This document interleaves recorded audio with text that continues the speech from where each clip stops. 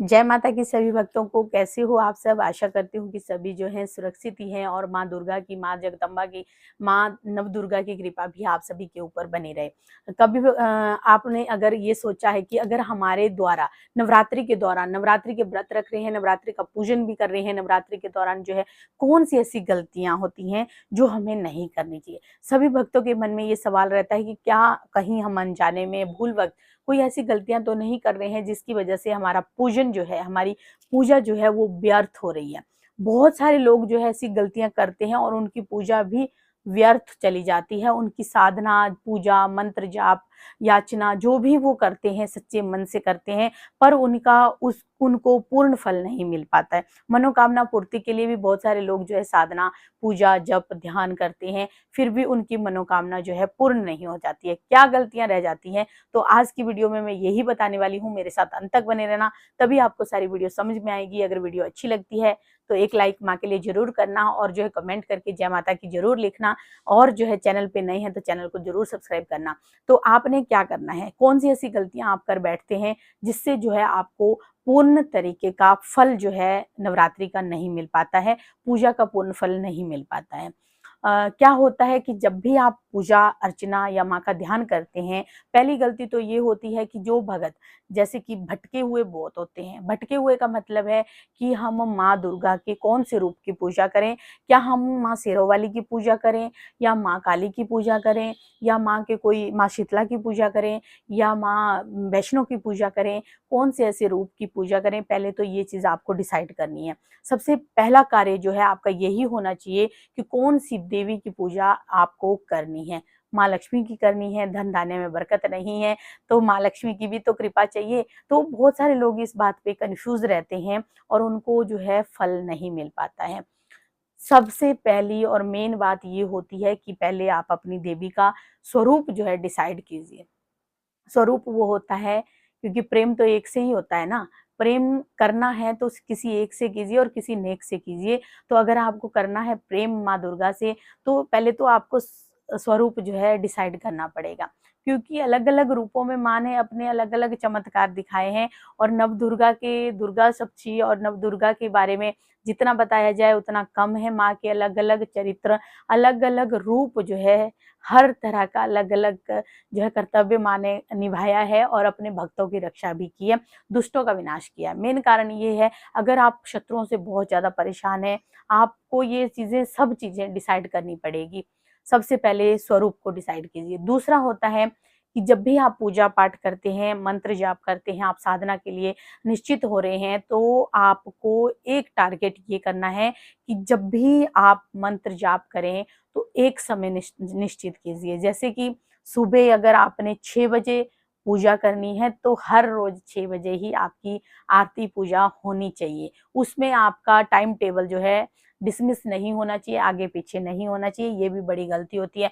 हाँ, अगर कोई खुले तौर पर पूजा कर रहा है वो एक अलग बात होती है। अगर आप साधना या विशेष कृपा मनोकामना के लिए कर रहे हैं तो आपको भी तो वैसे ही तपना पड़ेगा ना। जैसा आप चाहते हैं रिजल्ट, तो वैसा ही तो आपको भी देना पड़ेगा ना फीडबैक। तो आपको वैसे ही अपनी माँ को रिझाना पड़ेगा, आपको एक टाइम टेबल सेट करना पड़ेगा। और होता है अपने भोजन को बदलना। भोजन में आपको जो है सात्विक भोजन खाना पड़ेगा, आपको जो है चटपटा भोजन नहीं खाना है, आपको प्याज लहसुन का परहेज करना है, घर के अंदर मांस मदिरा का भी सेवन नहीं होना चाहिए, घर के अंदर जो है शुद्धिकरण होना चाहिए।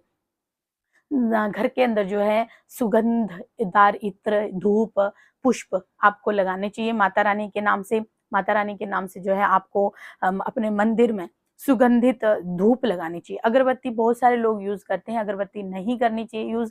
अगरबत्ती जो है वो उसके अंदर बांस का यूज किया जाता है, और कोई भी पूजा पाठ में बांस का जो है महत्व, बांस यूज करना जो है वर्जित बताया गया है। तो आप जो है माँ दुर्गा की, माँ की सात्विक शक्तियों की पूजा कर रहे हैं तो आपको बांस का भी, अगरबत्ती का यूज ना करें। उसके लिए आप जो है धूप अपने हाथों से रगड़ कर बनाइए, उसका मजा ही कुछ और होगा और आपको जो है कितना आनंद आएगा इस पूजा को करने में। सुगंधित धूप लगाइए, इत्र लगाइए, और सुगंध जो है आपके घर में महकनी चाहिए, लगना चाहिए कि आपके घर में कोई पूजा हो रही है। आपकी 24 घंटे की जो है सुगंध होनी चाहिए आपके घर के अंदर। और होता है सबसे बड़ा नियम ब्रह्मचर्य का। अगर आप जो है साधना, पूजा, जाप विशेष तौर पर 9 दिनों की कर रहे हैं माँ दुर्गा की, तो आपको ब्रह्मचर्य का पालन भी करना चाहिए। अगर अखंड ज्योत लगाई हुई है आपने, अखंड ज्योत के दौरान आपको जो है ज़मीन पर ही सोना चाहिए।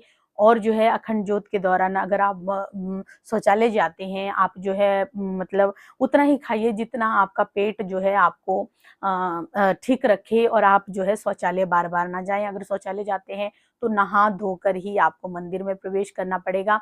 आपको जो है अपना आसन लाल रंग का रखना है। आसन का विशेष तौर पर ध्यान रखना होता है। आसन माला जाप करने के बाद तुरंत उठा लेना चाहिए। इस पे मैंने वीडियो बनाई हुई है, आप उस वीडियो को ज़रूर देखना। मेरे चैनल पे आपको बहुत ही इन्फॉर्मेटिव वीडियो मिलेगी और बहुत ही गहराई वाली वीडियो मिलेगी, क्योंकि ये वीडियो आपको कि कोई भी नहीं बताता है कि कौन सी ऐसी गलतियाँ हो जाती हैं जिनसे जो है हमारे पूजा का पूर्ण फल हमें नहीं मिल पाता है। और होता है किसी की निंदा, किसी की चुगली नहीं करनी चाहिए। आपको किसी के साथ भी बहस, किसी के साथ भी अपशब्द, किसी के साथ बुरा सोचना या किसी का बुरा करना या किसी के लिए बुरा कहना, ये नहीं होना चाहिए। आपका मन शांत होगा, आप जो है सिर्फ़ अपनी माँ की कृपा चाहते हैं, माँ दुर्गा का आशीर्वाद आपको चाहिए और दुनियादारी से आपको क्या लेना है।